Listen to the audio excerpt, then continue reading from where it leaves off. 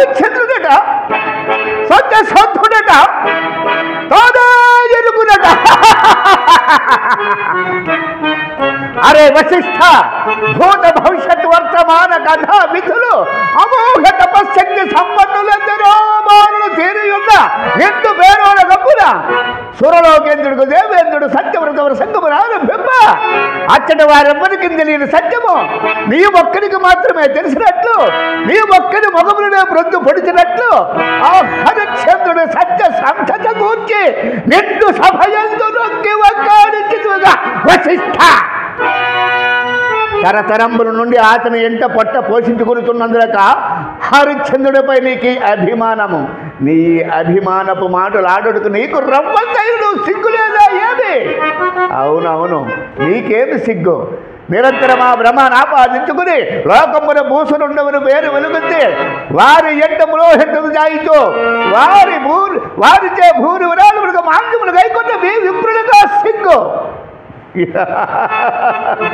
నీకే లేని సిగ్గు మాచే ఎగ్గు గావించి ఒక సామాన్య మానవుల నిండు సభయందు సత్యసంతుడైన సిద్ధాంతి గిరికిచుంటారుగా వశిష్ఠ.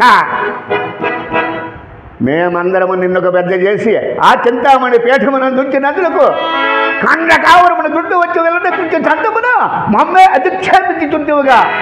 ఓరి దేవేంద్ర, నీ సత్యవ్రత ప్రసంగమునకు ఉత్తరవుగా వశిష్ఠుడు నుడువున హరిశ్చంద్రుడు సత్య సంతతనే పరీక్షించునంత మాత్రమున భయము వీడి స్వయముగా మా ఎదుట నిలిచి మాతో పంతము వహించిన వశిష్ఠుడు వారెప్పగా మా ఇరువురి కలహమును చూసి ఆనందించినవుగా స్వాధికార గర్వాను మొత్తం వ్యర్థ ప్రలాపి.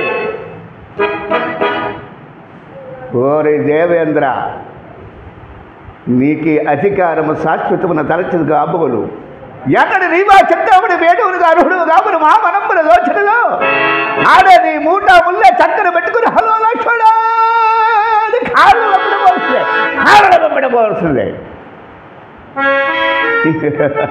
అయినను ఓరే దేవేంద్ర, నీ సత్యవ్రత ప్రసంగమునకు ఉత్తరవుగా వశిష్ఠుడు నుడువున హరిశ్చంద్రుని భోంకింతుని ప్రతిజ్ఞ చేసినందులకు అనివార్యముగా దానిని నిర్వహించదా. ఈ లోకమున అనావశ్యకు నన్ను కోపిస్తున్ననియు నా కోపాంధకారమున కన్నులు గారికి నే చేసిన ప్రతిజ్ఞను నెరవేర్ప నా తపశక్తిని ధారపోసి బ్రహ్మను జారకున్నాడని భావితుడు గాని నా ఈ తపశక్తి సార్థకత ఎందులే పరమార్థం ఎవ్వరెరుగుదురు. కావుననే జగదేక పూజ్యురాలకు గాయత్రి మాత విశ్వరథుడినైన నన్ను విశ్వమిత్రుడిగా మార్చినది. విశ్వమిత్రుడనైన నేను లోక కళ్యాణార్థమై పలుపలను చేయుచుండా ఎవరేమనను ఏమనుకున్నాను నాకేమి భయము.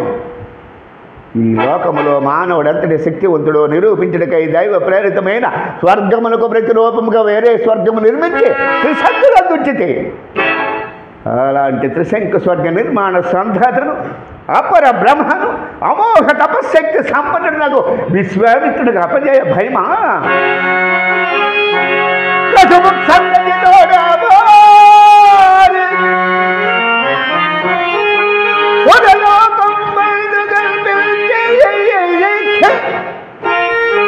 దివ్య తపశక్తిని సంపునందు భవ్యుడు సృష్టికి ప్రతి సృష్టి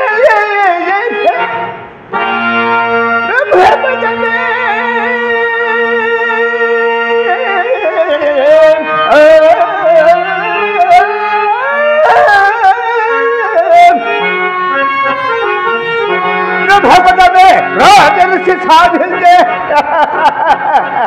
అట్టి తపోరాశిదలప్ప అట్టి తపోరాశిదలప్ప వారిక వ్యవహారంలో గయో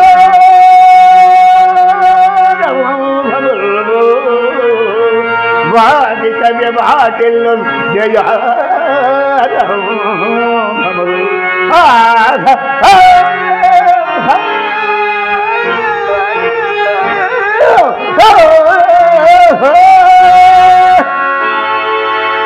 కావున నేను ఇప్పుడు ఆ హరిశ్చంద్రుని ఆస్థానముకు పోయి నే చేపట్టదలిచిన యజ్ఞార్థమే కొంత ధనము యాచించదా.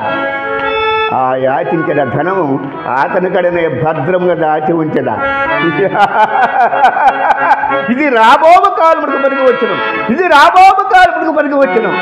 సీతారాం ఒకసారి చూడండి.